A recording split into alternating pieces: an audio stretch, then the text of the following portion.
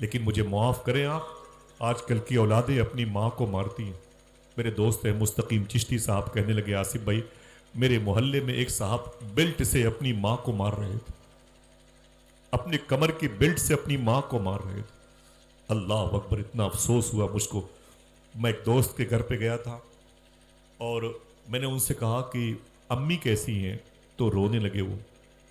تو میں نے کہا کہ روتے کیوں ہو؟ بولے آصف بھائی آپ کو نہیں پتا میری ماں کا انتقال ہو گیا۔ میں نے کہا ماں کا انتقال کب ہوا؟ وہ 90-95 سال کی تھی، ضعیفہ، مجھ سے بڑی محبت کرتی تھی۔ تو میں نے کہا ماں کا انتقال کیسے ہوا؟ تو رونے لگے۔ معافی چاہتا ہوں یہ ریکارڈنگ ہو رہی ہے، کبھی وہ سنیں تو ان کے لیے دعا کرتا ہوں اللہ انہیں ہدایت دے۔ وہ کہتے ہیں آصف بھائی میرا بڑا والا بھائی جو تھا نا، میری ماں سے باتیں نہیں کرتا تھا، سگا بیٹا ماں سے ناراض تھا، اپنی ماں کو الٹی سیدھی باتیں کرتا تھا۔ اس نے کہا آصف بھائی بھائی ماں سے ناراض تھا، امی سے باتیں نہیں کرتا، امی کو تکلیف بہت رہتی تھی، اور یہ کافی سال گزر گئے تھے۔ ایک دن رمضان کا مہینہ آیا تو میری ماں ہر دن کہتی تھی عید کے دن عیدگاہ جاؤں گی اپنے بیٹے کو دیکھنے کے لیے، جاؤں گی جیسے سب گلے ملتے ہیں شاید میرا بیٹا مجھ سے بھی گلے ملے۔ وہ یہی کہتی رہی، عید کا دن آ گیا، لاٹھی لے کے وہ ٹک ٹک ٹک ٹک کرتے ہوئے عیدگاہ پہنچ گئی۔ وہ کہتے آصف بھائی جب عیدگاہ گئی نا تو میرا بڑا والا بھائی بھی عیدگاہ آ گیا۔ جب عیدگاہ وہ آیا نا تو وہ اندر چلا گیا، خطبہ نماز سب مکمل، لوگ بغل گیر ہوئے، ایک دوسرے سے مصافحہ اور معانقہ کرتے رہے۔ بولے آصف بھائی میری ماں عیدگاہ کے قریب بیٹھ کر کے اپنے پھٹے ہوئے دوپٹے کو اٹھا کر کے وہ کہتی رہی اے میرے مولا آج میرا بیٹا میرے گلے سے مل جائے، آج میرا بیٹا میرے سینے سے مل جائے، عید کا دن ہے گلے آج تو مل لے ظالم، رسم دنیا بھی ہے، موقع بھی ہے، دستور بھی ہے۔ میں نے اپنے بیٹے کو اپنے سینے کا بستر بنا کے اسے سلایا ہے، میں نے اپنے بیٹے کو خشک روٹیاں کھا کے اس کے دودھ کا انتظام کیا ہے۔ میں بھوکی رہتی تھی لیکن اپنے بچے کے لیے میں نے بڑی مشقتیں اٹھائی تھی۔ میرا بیٹا مجھ سے باتیں نہیں کرتا، اے میرے مولا میرے بیٹے کو میرے قریب کر دے، میرے بیٹے کو میرے قریب کر دے، میرے بیٹے کو میرے قریب کر دے۔ بولے آصف بھائی امی پھٹا ہوا دوپٹہ اٹھا کر کے اللہ کی بارگاہ میں دعا کرتی تھی، میرے مولا میری دعا کا بھرم باقی رکھنا، میری دعا کا یہ تسلسل ٹوٹنے نہ پائے، میری دعا کی ڈور الگ نہ ہونے پائے۔ اچانک میرا بڑا والا بھائی مسجد سے نکلا تو اسے یقین تھا ماں کو کہ میرا بیٹا آج مجھ سے گلے ملے گا، آج مجھے سینے سے لگائے گا۔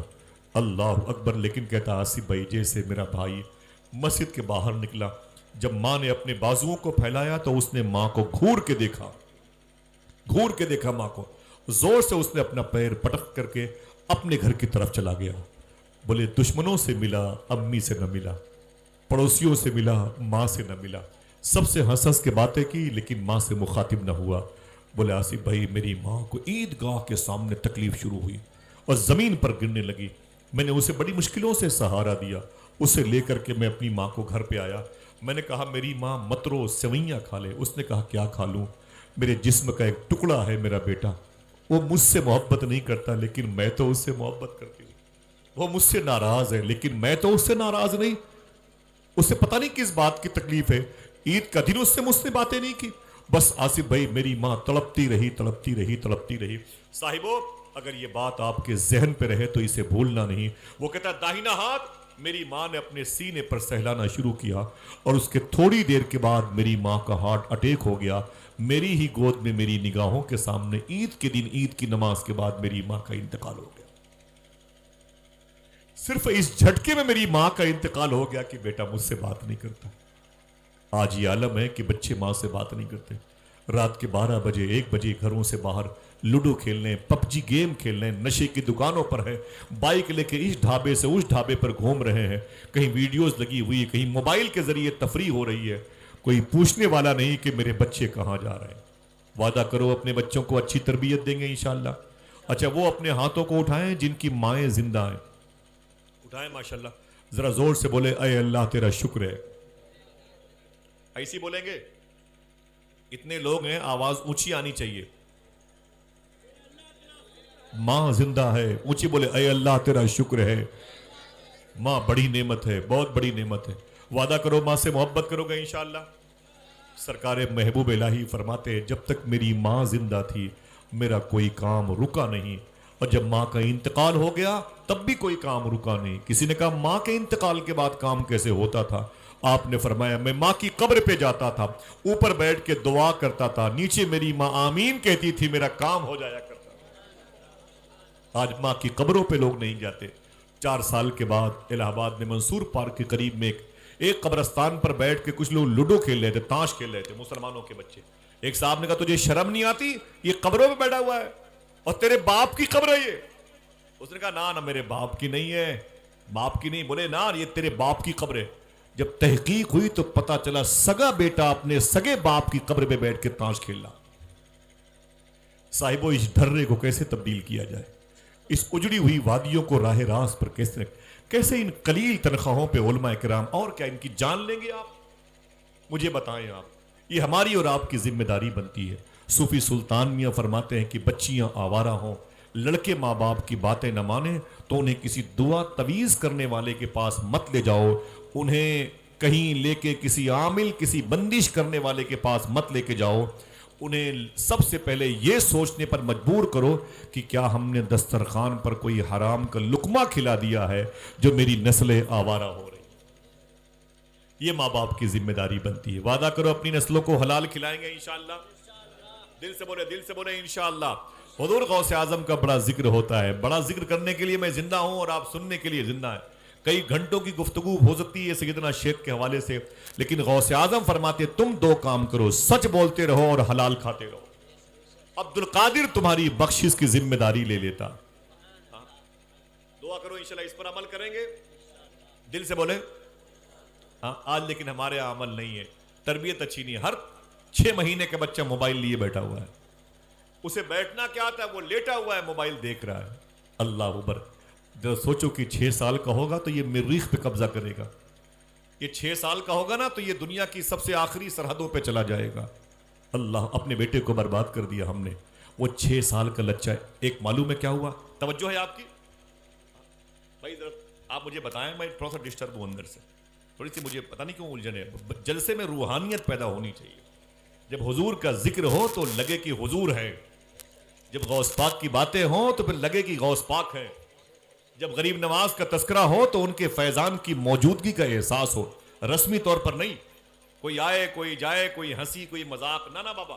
میں بے وضو, میں نے کئی سال پتہ نہیں مجھے یاد نہیں, میں کبھی حضور کی محفل میں بے وضو نہیں بیٹھا. اللہ کا شکر ہے کبھی بھی نہیں بیٹھا. میں پھر گزارش کروں گا کہ آپ لوگ بھی باوضو بیٹھا کریں انشاءاللہ. دل سے بولیں انشاءاللہ. بے وضو حضور کی باتیں نہ سنا کریں. 6 سال کا بچہ بڑے کمال کا تھا. یہ توہین کرنے والوں کا. حضور غوث پاک نے فرمایا اپنی امی سے میں بغداد شریف جانا چاہتا ہوں. آپ کی امی نے یہ نہیں کہا کہ بغداد کے ننگے پن سے بچے رہنا. آپ کی امی نے یہ نہیں کہا تھا کہ بغداد کے رافضیت کے فتنوں سے بچے رہنا. آپ کی ماں نے کہا تھا اے میرے بیٹے ہمیشہ سچ بولنا. ذرا ہاتھ اٹھا کے بولے کیا کہا تھا؟ اونچی بولے آپ. ہمیشہ سچ بولنا. سچ بولنے والا ہی آگے چل کے دوسرا کام کرتا ہے, کبھی حرام نہیں کھاتا. قرآن کہتا ہے, اللہ فرماتا ہے یہ جو عبد القادر یہ شامل ہے, زم ہے اس میں. الا ان اولیاء اللہ لا خوف علیہم ولا هم. جو میرے دوست ہوتے ہیں ان کو کوئی خوف نہیں ہوتا. اللہ جب اپنے دوستوں کو یہ مقام یہ مرتبہ عطا فرماتا ہے, نام تو نہیں ظاہر ہے لیکن دوستوں کے سردار ہیں شیخ عبد القادر, وہ کیوں بری ہوں گے؟ ذرا سوچو کہ جب اللہ شیخ عبد القادر جو ولیوں کے سردار ہے, ولایت اقطاب و اوتاد و ابرار کی شرف ڈگریاں پانے والے بڑے بڑے اولیاء کے بارے میں کہتا ہے یہ میرے دوست ہے, انہیں کوئی خوف نہیں ہے, تو پھر غوث پاک بھی کہتے ہیں جو میرا مرید ہے اسے کوئی خوف نہیں ہونا چاہیے. مریدی لا تخف واشن فإنی. الحمدللہ, بس شرط یہ ہے کہ ہماری جو بہکتی ہوئی نسلیں ہیں ان کو سنبھالا کیسے جائے. قرآن کہتا ہے اہدنا الصراط المستقیم, روز دعا کرتے ہو اے اللہ ہمیں سیدھے راستے پر چلا. ایک بزرگ سے پوچھا گیا سیدھا راستہ کیا ہے, تو بولے سیدھے راستے کو ہی حلال خور کہتے. حلال کھانے والا اگر چل رہا ہے تو سمجھ لو یہ سیدھے راستے پر چل رہا ہے. سچ بولنے والا اگر جا رہا ہے تو سمجھ لو یہ سیدھے راستے پر چل رہا ہے. میری بات سمجھ رہے ہیں؟ قرآن کہتا ہے کہ سچوں کے ساتھ ہو جاؤ, وَكُونُوا مَعَ الصَّادِقِينَ.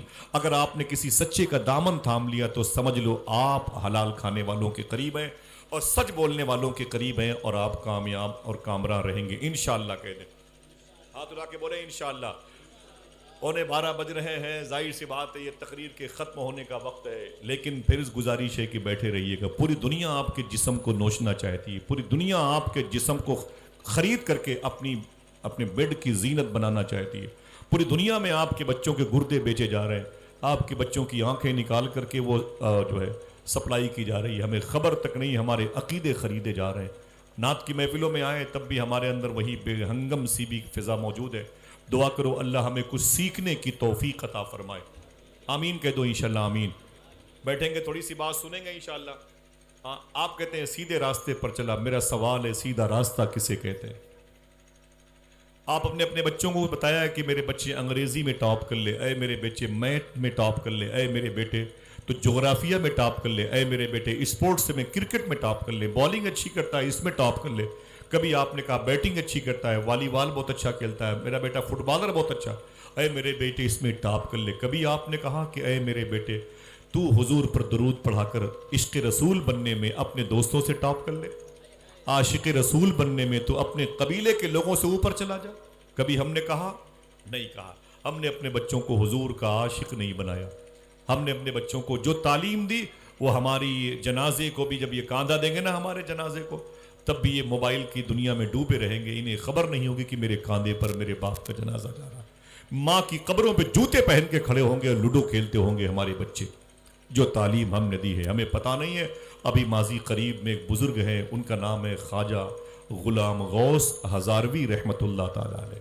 اگر نام آپ ان کو اچھا لگے تو سبحان اللہ بھی کہہ سکتے ہیں. جائیں گے تو نہیں مجھے بولے, بیٹھیں گے تھوڑی سی بات سنیں گے. بھائی 500 کلومیٹر دور سے آیا ہوں اور فجر کی نماز پڑھ کے چلا تھا, تب سے ہی چل رہا ہوں. حافظ سلمان صاحب جانتے, رستم بھائی جانتے. بس آپ اچھا سن لیتے ہیں تو یہی میرا نذرانہ لفافہ ہے. بھائی اپنے پیسے رکھو اپنے پاس, میرے لیے غوث پاک کافی ہے. ٹھیک ہے, آپ میری بات کو سن لو. معلوم ہے غلام غوث ہزاروی ہے. سننا میری بہنوں, اور اپنی گود کے بچوں کو بہت سنبھالنا. ان بچوں پر نفس اور شر اور شیطان کی بڑی نظر ہے. سنیں, غلام غوث ہزاروی ہیں. معلوم ہے ان کی شادی ہوئی, ان کے ماں باپ نے انہیں درود کی لوریاں سنا کے انہیں پالا تھا. ان کے ماں باپ نے انہیں درود کے نغمے سنا کے انہیں پالا تھا. غلام غوث ہزاروی رحمۃ اللہ تعالی علیہ جب بڑے ہوئے تو ان کی شادی جس لڑکی سے ہوئی, اللہ نے اس لڑکی کو بھی بڑے کمال عطا کیے. وہ لڑکی بھی کسی دنیا دار کے گھر میں نہیں پلی تھی, وہ لڑکی بھی غلام احمد مختار کے سائے میں پلی تھی.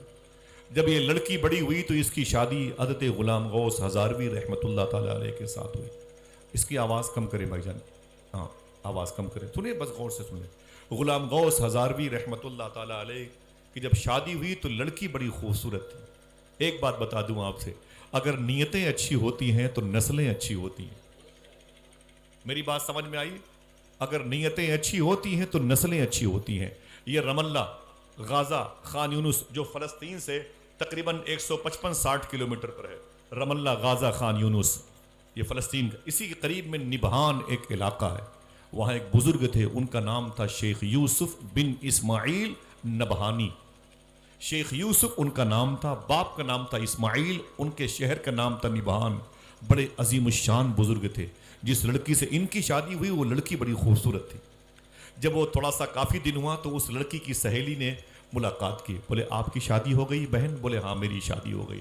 بولے کس سے ہوئی؟ بولے وہ حضرت غلام شیخ یوسف بن اسماعیل نبہانی ہے, میری شادی ان کے ساتھ ہوئی ہے. تو معلوم کیا کہا سہیلی نے؟ اوفو, تجھے مولوی ہی ملا ہے اور کوئی نہیں ملا؟ تجھے کوئی قاعدے کا پیسے والا آدمی نہیں ملا جیسے تو اپنا رشتہ کرتی؟ تجھے اور کوئی نہیں ملا؟ ایک مولوی ملا تجھے جسے ہسبینڈ بنایا جائے؟ تو وہ خاموش کھڑی تھی. پھر سہیلی نے کیا کہا, اے میری بہن یہ بتا تجھے اس مولوی کے ساتھ رہ کے کیا ملا؟ دیکھنا کتنے لوگ ہیں جو اسٹیج سے لے کر کے کرسیوں پر, زمینوں پر بیٹھے ہیں اور محبت سے سبحان اللہ کہتے ہیں. یہ بتا تجھے اس مولوی کے ساتھ شادی کر کے کیا ملا؟ تو یوسف بن اسماعیل نبہانی کی بیوی نے کیا کہا تھا؟ کیا بولی میری بہن؟ اس لڑکے مولوی کے ساتھ رہ کے مجھے کیا ملا؟ سن, اس کی مبارک صحبت نور کا اثر ہے کہ تقریباً 86 مرتبہ میں نے خواب میں اللہ کے رسول کی زیارت کا شرف حاصل کیا. 14 کم 100 مرتبہ میں نے خواب میں حضور کی زیارت کی. صرف اسی بزرگ کی نالین کی برکت ہے. اللہ اکبر اللہ اکبر. اگر نیتیں اچھی ہوتی ہیں، رشتے اچھے ہوتے ہیں، تو پھر قسمتیں بام عروج پر پہنچ جاتی ہیں. ہمارے لڑکے اور لڑکیاں خواب میں فلمی ایکٹریس کو دیکھتے ہیں، اور یہ کیسی ماں تھی جس کی بیٹی خواب میں رسول پاک کو دیکھا کرتی. اللہ اکبر. ذرا سوچیں، غلام غوث کہتے ہیں میری ماں نے مجھے وہ درود کے نغمے دے کے پالا تھا، موبائل دے کے نہیں پالا تھا. کل ایک بچہ مجھے ملا، اس کی دونوں آنکھیں بڑی بڑی تھیں، وہ لال سرخ. تو میں نے کہا یہ کیا ہوا بھائی؟ تو اس کے چاچو نے کہا کہ آصف بھائی یہ بس موبائل کا اثر ہے، موبائل کا اثر ہے. اللہ اکبر. جہاں درود کی ضرورت تھی وہاں موبائل دے دیا گیا. بچوں کو نہ قرآن سنایا گیا نہ درود سنایا گیا. اللہ اکبر. غلام غوث کہتے ہیں میری شادی ہوئی، لڑکی بڑی نیک تھی، ہم دونوں اکٹھا ہوئے، میرے گھر میں اللہ نے ایک محبت کی نشانی پیدا کی. الحمدللہ وہ بیٹے کی صورت میں. میرا بیٹا بڑا ہو رہا تھا. جیسے میرے ماں باپ نے مجھے درود سنا سنا کے پالا تھا، ویسے ہم نے بھی درود سنا سنا کے اپنے بیٹے کو پالا. بچہ میرا 20-21 سال کا ہو گیا، اچانک میرا بیٹا بیمار پڑ گیا. غلام غوث کہتے اچانک میرا بیٹا بیمار پڑ گیا، اور جب بیمار ہوا تو اسے ہم نے ڈاکٹر کے پاس جا کے دکھایا، اسے ایڈمٹ کر لیا گیا. علاج پہ علاج اس کا ڈاکٹر کرتے رہے، لیکن مرض بڑھتا گیا جوں جوں دوا کی. غلام غوث ہزاروی کہتے افسوس یہ ہے کہ ایک دن ڈاکٹر نے مجھے بلایا، کہا حضرت. میں نے کہا کیا بات ہے؟ بولے اپنے بیٹے کو لے کے جاؤ، بیڈ خالی کر دو. تو میں نے کہا کیوں؟ بولے 4 گھنٹے کے بعد تیرا بیٹا مر جائے گا، 4 گھنٹے کے بعد تیرا بیٹا مر جائے گا. میں نے کہا ڈاکٹر صاحب میری پگڑی اپنے قدموں کے نیچے رکھ لیں، میرے بچے کو مرنے مت دیں. تو ڈاکٹر نے کہا بڑے بڑے ڈاکٹر سے رابطہ قائم کیا گیا، تیرا بیٹا ٹھیک نہیں ہوتا، تیرے بیٹے کا علاج نہیں ہے، تیرا بیٹا اب دنیا سے جانے والا ہے. اللہ اکبر. غلام غوث کہتے ہیں جب میں نے سنا تو رونے لگا. میرے بیٹے کو بیڈ سے اٹھا کر کے اسے ٹیبل پہ رکھا گیا تھا. ڈاکٹر نے کہا کہ لے کے جائیں، ٹیبل پہ اتنی جگہ نہیں ہے، لے کے جائیں. غلام غوث کہتے ہیں میں رونے لگا اور میں نے اپنے بیٹے کو اٹھایا. سننا صاحبو، وہ کہتے ہیں میں نے اپنے بیٹے کو اٹھایا اور اٹھا کر کے جیسے اپنے گھر میں آیا نا، اسے چارپائی پر لٹایا. میری بیوی رونے لگی، جس نے دودھ نہیں خون پلا کے پالا تھا، رونے لگی کہ 21 سال کا یہ پیڑ خشک ہو رہا ہے، 21 سال کا یہ تنا درخت آج مرجھا رہا ہے. میرا بیٹا. بولے میری بیوی رونے لگی، میں رونے لگا، اور میرے بیٹی کی آنکھیں ٹکٹکی باندھ کے دیواروں در کو دیکھتی رہی کہ جس گھر میں پلا اور بڑھا ہوں یہ گھر مجھ سے ہمیشہ کے لیے چھوٹنے والا ہے. غلام غوث کہتے ہیں میں بیٹھا ہوا تھا، یا کریموں یا سلاموں کا ورد کر رہا تھا. اچانک میرے دروازے پہ دستک ہوئی. میں نے کہا کون؟ کہا غلام غوث ہزاروی ہیں. میں نے کہا کیا بات ہے؟ جب میں دروازے پر گیا نا تو آنے والے نے کیا کہا؟ آنے والے نے کیا کہا؟ غلام غوث ہزاروی صاحب. میں نے کہا ہاں بولو. کہا آپ گھر میں بیٹھے ہوئے ہیں، قادیانی فرقے کے لوگوں نے فلاں علاقے کو اپنے قبضے میں لے لیا اور لوگوں کے عقیدے خراب کر رہے ہیں. وہ اعلان کر رہے ہیں کہ حضور کے بعد بھی کوئی نبی آ سکتا ہے، جیسے مرزا غلام قادیانی آیا تھا. وہ اعلان کر رہے ہیں کہ لوگوں کے عقیدے خراب کر سکتے ہیں، ہمارے اندر اتنی کیپیسٹی ہے، لہٰذا جلدی چلیں، ان سے بحث کرنا ہے، ان سے مناظرہ کرنا ہے. غلام غوث ہزاروی گھر کے اندر آئے اور اپنی بیوی کے پاس کھڑے ہو کے رونے لگے. تو بیوی نے کیا کہا؟ بولے کہ میرے بیٹے کی طبیعت ٹھیک نہیں ہے. بولے ہاں، لیکن پھر معلوم ہے کیا بولے اپنے بیٹے سے؟ بولے بیٹے میں جا رہا ہوں، قادیانی فرقے کے لوگ ایک علاقے پر حملہ کیے ہوئے ہیں، میں وہاں پر جا رہا ہوں. تو بیٹے نے کہا ابو آپ کہاں جا رہے ہیں؟ میں خود دنیا سے ہمیشہ کے لیے جا رہا ہوں. تو معلوم کیا کہا تھا؟ بولے اے میرے بیٹے سن، مجھے جانے دے، میں تیرے جانے کا انتظار نہیں کروں گا. بیٹے نے کہا میں آپ کا بیٹا ہوں، مجھے چھوڑ کے کہاں جا رہے ہیں؟ تو غلام غوث ہزاروی نے کہا تھا سن، تجھ جیسے ہزاروں بیٹے نبی کے نام پہ قربان ہو جائے. اللہ کے رسول کا دین مجھے آواز دے رہا ہے، مجھے قرآن آواز دے رہا ہے، مجھے حرمت مصطفیٰ آواز دے رہی ہے. اے میرے بیٹے مجھے جانے دے. بیٹے نے اپنے باپ کا دامن تھام لیا. بولے ابو ملک الموت آنے والے ہیں، مجھے ودا کر کے جائیں، میں دوبارہ نہیں ملوں گا. غلام غوث ہزاروی نے کہا تو مجھے ملے نہ ملے، مجھے تو مدینے والے آقا سے ملنے کی طلب ہے. معلوم ہے جب نکلنے لگے تو باپ کا دامن بیٹے نے تھام لیا. یہ عشق رسول تھا جسے ایک اچھی تربیت انسٹیٹیوٹ گود نے پال کے بڑا کیا تھا. سنیں اگر یہ باتیں اچھی لگ جائیں تو یاد رکھیے گا انشاءاللہ. ہنگامہ نہیں بھائی، مجھے خاموشی بہت پسند ہے. غلام غوث ہزاروی کہتے ہیں میرے بیٹے نے میرا دامن تھام لیا.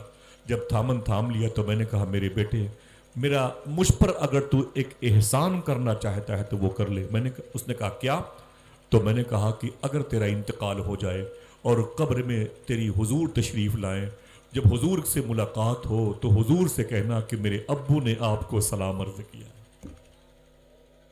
اللہ اکبر، میرے باپ نے آپ کو سلام عرض کیا۔ بیٹا رونے لگا۔ غلام غوث کہتے ہیں میں اسی افسوس میں نکلا، سامنے بس اسٹاپ تھا، بس پہ جیسے بیٹھا میرے گھر سے دوڑتا ہوا ایک شخص آیا، اس نے کہا حضرت بس سے اتر جائیں اتر جائیں اتر جائیں۔ میں نے کہا کیا ہوا شیشہ کھول کے؟ تو اس نے کہا آپ کے بیٹے کا، جوان بیٹے کا انتقال ہو گیا، آپ اتر جائیں، نیچے اتر جائیں۔ تو میں نے کہا کہ میں نیچے نہیں اتروں گا۔ بولے بیٹے کی نماز جنازہ کون پڑھائے گا؟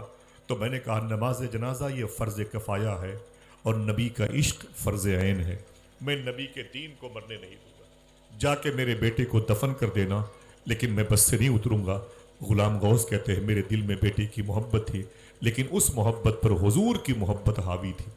میں چلا گیا، پورے علاقے میں لڑتا رہا بدعقیدوں سے، قادیانی فرقے کے لوگوں سے، تمامی علماء کرام کو لے کے میں بھیڑا رہا اور پھر مناظرے پہ مناظرے کرتا رہا۔ غلام غوث کہتے ہیں میں کامیاب ہوا، اور جب میں وہاں سے جیت کر کے واپس آیا تو دروازے پر پہنچا تو میرے قدم اندر نہیں جا رہے تھے کہ 21 سال تک میں نے اس گھر میں اپنے بیٹے کو دیکھا، بغیر بیٹے کے اپنے گھر میں کیسے گھسوں گا؟ بڑی مشکلوں سے دروازہ کھولا، سلام کیا تو کیا دیکھا، بیوی کے بالوں میں سفیدی آ گئی تھی، 3 دن آنکھیں سرخ ہو گئی تھی، اس کے چہرے پر افسردگی تھی، اس کے دوپٹے عجیب و غریب کیفیت میں تھے، زمین پر پڑی ہوئی رو رہی تھی۔ مجھے دیکھا تو سنبھلنے کی طاقت نہ تھی، میں قریب گیا اور میں نے اپنی بیوی سے کہا تو خیریت ہے؟ تو مجھ سے لپٹ کے رونے لگی۔ میں نے کہا کیا بات ہے؟ اس نے کہا میرے شوہر، میرے بیٹے کا انتقال ہو گیا، میرا بیٹا بھری جوانی میں انتقال کر گیا۔ میں نے کہا پریشان مت ہو، حضور کی 7 اولادوں میں 7 اولادیں بھری جوانی میں انتقال کر کے گئی ہیں، پریشان نہ ہو میری بیٹی۔ یہ میری بیوی یہ بتا، میرے بیٹے نے آخری سفر پہ کچھ کہا تھا؟ کہا جیسے آپ نکلے تھے تو میرے بیٹے نے مجھ سے کہا تھا امی، ابو نے کہا تھا جب قبر میں سرکار آئیں گے تو سرکار کو میرا سلام بول دینا، ابو اگر گھر پہ آئیں تو ابو سے کہنا کہ بیٹے نے کہا تھا جانے سے پہلے کہ ابو کو میرا آخری سلام بول دینا۔ اتنا کہنا تھا کہ خوب دونوں میاں بیوی روتے رہے۔ قبرستان کا پتہ پوچھا، قبر پہ گئے، تازہ قبر تھی بیٹے کی۔ غلام غوث ہزاروی کہتے ہیں میں لپٹ کے رونے لگا۔ میں نے کہا اے میرے بیٹے، میں اپنی خطا کی معافی کے لیے نہیں آیا ہوں، میری کوئی خطا نہیں تھی، بس حضور کے دین سے مجھے محبت تھی، تجھے موت کے بستر پہ میں چھوڑ کر کے چلا گیا تھا، زندگی بھر کا وہ فلسفہ لکھتا رہا، موت کے بستر پہ میں نعت نبی لکھتا رہا۔ حلیم حاضر صاحب کا یہ شعر ہے۔ غلام غوث ہزاروی کہتے ہیں اے میرے بیٹے، تو نے مجھ پر احسان کیا ہے، یہ بتا حضور کو میرا سلام بولا کہ نہیں؟ قبرستان سے لپٹے ہوئے تھے، پھر آپ نے اپنے ہاتھوں کو اٹھا کے دعا مانگی۔ ایک جملہ سننا، آپ نے اپنے ہاتھوں کو اٹھا کے دعا مانگی اور کہا اے میرے مولا، میرے بیٹے کی قبر کو جنت کے باغوں میں سے ایک باغ بنا دینا۔ جس نے سمجھا ہے ذرا وہ سبحان اللہ تو بولے۔ کوئی ہنگامہ نہیں، بس بیٹھے رہے، بھائی تھوڑی دیر بیٹھ جائیں، جائیے مت۔ بیٹھے ہیں لوگ اتنی محبت سے، ہزاروں ہزار لوگ اتنی سردی میں۔ کیا کہا تھا؟ اے میرے مولا، میرے بیٹے کی قبر کو جنت کے باغوں میں سے ایک باغ بنا دینا۔